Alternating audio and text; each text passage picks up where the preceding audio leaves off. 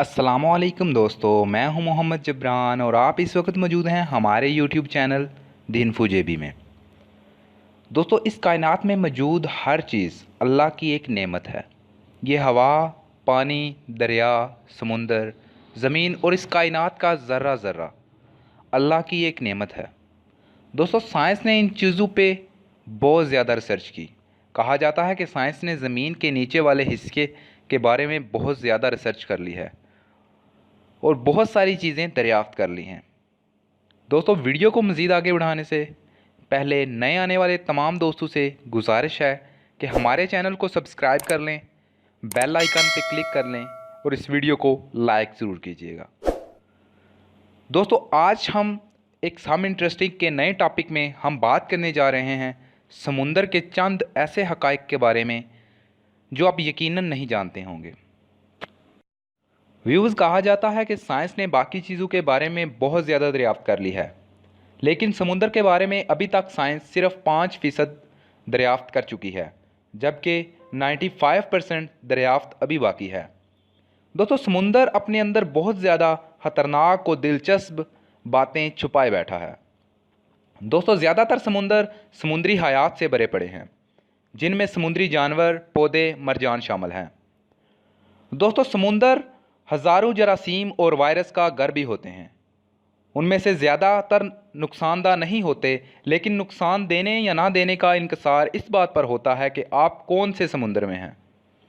दोस्तों, क्या आप जानते हैं कि समुंदर में पाए जाने वाले नुकसान की बुनियादी वजह इंसान खुद है? जी हाँ दोस्तों, 2010 में साइंसदानों का कहना था कि एक अंदाजे के मुताबिक समुंदर 8 मिलियन टन कचरे से बड़ा पड़ा है और यह कचरा इंसानों ने ही फेंका है। व्यूवर्स, समुंदर का ज़्यादातर हिस्सा अंधेरे में डूबा होता है क्योंकि रोशनी समुंदर में सिर्फ 200 मीटर की गहराई तक पहुंच सकती है। इसके बाद का तमाम समुंदर अंधेरे में डूबा होता है, जिसे अफोटिंग जोन भी कहा जाता है।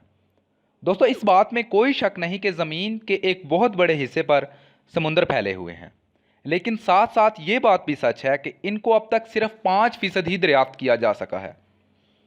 दोस्तों, गहरे समुद्र में पानी का दबाव इतना ज़्यादा होता है कि वो इंसान के अंदरूनी अज़ा को बआसानी तोड़ने की साहलियत रखता है।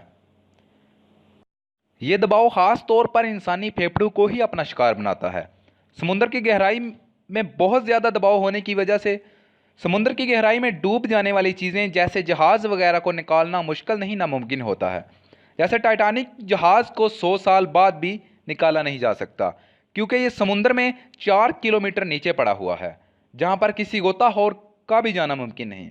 दोस्तों, अगर समुद्र की लहरों से पैदा होने वाली तवानाई को हम सिर्फ 0.1% इस्तेमाल करें तो हम इतनी ज़्यादा बिजली पैदा कर सकते हैं कि जो पूरी दुनिया की बिजली से 5 गुना ज़्यादा होगी।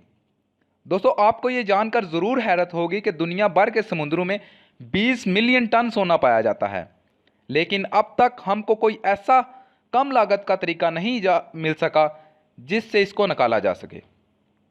दोस्तों, क्या आप जानते हैं कि हर साल शार्क समुद्री साहलों के करीब आ रही है?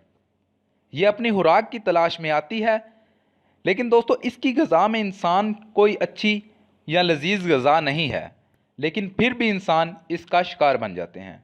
दोस्तों, आज की वीडियो को यहीं पे ख़त्म करते हैं। इंशाल्लाह एक सम इंटरेस्टिंग लेकर इंशाल्लाह अगले वीक फिर हाज़िर होंगे और हमारी रूटीन की वीडियोज़ आपको मिलती रहा करेंगी।